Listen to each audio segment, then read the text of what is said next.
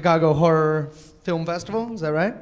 And I also brought some exclusive clips, behind-the-scenes footage, and interviews with some of the cast and such. Just let me know when that stuff's ready, and I'll probably start with that. Whenever you want us to show it, we'll start playing. Figure start with that, and then we can get into some stories and Q&A. I'll tell you when they're set that Salome came in from Chicago to Los Angeles to play a concession skag in the movie. That was my title, actually. And you actually see her in the behind-the-scenes piece. We had a huge circus of horrors sequence with, I don't know, about 130 people, all dressed in like insane Halloween costumes. And because a bunch of people came in from all over the country, Suicide Girls specifically, the scene quickly devolved, I want to say, from being like shooting a party to pretty much becoming a party. Please tell me the end of the night is on this behind-the-scenes reel. You know what? I kept it back, but I'll tell this story. Please do. It's you know what? When we finish the reel, I'll tell you guys about what happened at the end of the night, but I will tease it by saying that it ended with me covered in blood and having my clothes torn off of me to some extent anyway, which sounds really fun when you're talking about a room full of Suicide Girls, but actually was probably one of the most terrifying experiences of my life because you don't know when they're going to stop. Are we set with the video back there, guys? Yep. Awesome. Yeah. All right, so this is a little look at the behind the scenes of the Wizard of Gore, and I just want to say before I show this, it's great to be here, and the Chicago fans have been amazing. This has just been a really amazing convention for me, so you guys are awesome. Salome has some crazy stories about her experiences on the movie, but I figured real quick I will just go through and say who the cast is, because I neglected to do that. Obviously, Crispin Glover plays Montag the Magnificent. Bijou Phillips plays Maggie. Kip Pardue plays Ed. Jeffrey Combs is the geek. Brad Dourif is Dr. Chong. And I don't know if you recognized him, but Joshua Miller plays Ed's best friend Jinky in the film.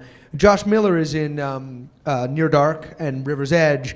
And this is, I think, one of his first adult roles. And it was kind of cool because I think it was the 20th or 25th anniversary of River's Edge, and I got to put Crispin and Joshua in a film together again, and plus Josh's dad is Jason Miller.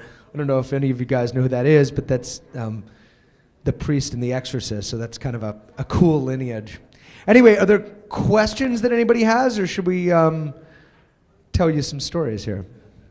No questions? Okay, good. Oh, question. We don't think so. We looked at a couple companies that were talking about doing a theatrical release, but at the end of the day, the release was still so limited, and they couldn't guarantee after that the DVD release would actually be in every city, in every video store, whatever. So the film's sold to the Weinstein Company, and it'll come out on the Dimension Extreme label, and I'm really happy with that. I feel like for a couple reasons. One, the movie will actually get a real release and it'll be available everywhere.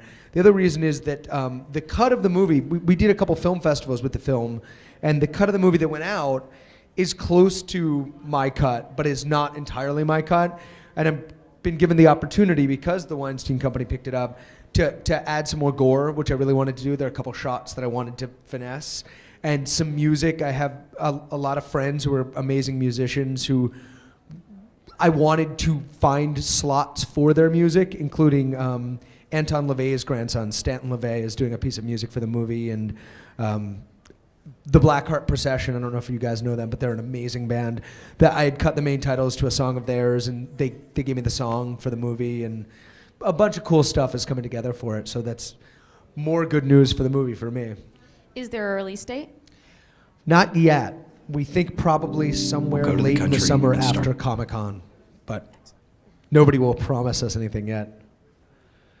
Anyone else? You know, it's funny you ask. I first went to a Fangoria convention in, I think it was 98, in New York. And my first film wasn't done. It took me 4 years to shoot and finish the Attic Expeditions. So I'd shoot and raise money and shoot and raise money. And Tony was kind enough to let us come and do a panel for Attic Expeditions while it was a work in progress. And I was really, young and nervous and so excited. It was like this incredible life-changing experience for me. And Herschell was there. And I got to meet him, and I shook his hand, and I said, I really want to remake your movies, and I've grown up on your movies, and I'm a huge fan from my childhood. And he looked me straight in the eye, and he shook my hand, and he was like, son, someday you'll be in my position, and somebody will be saying the same to you. Good luck with your movie, whatever. He was so nice and so kind. He's the sweetest man in the world, and really commanding presence. And Herschell has seen the movie and loved it, and we obviously speak and have an email relationship more than anything, but yeah, he gave me his blessing before I made it, and he's since seen it, and he loves it. It's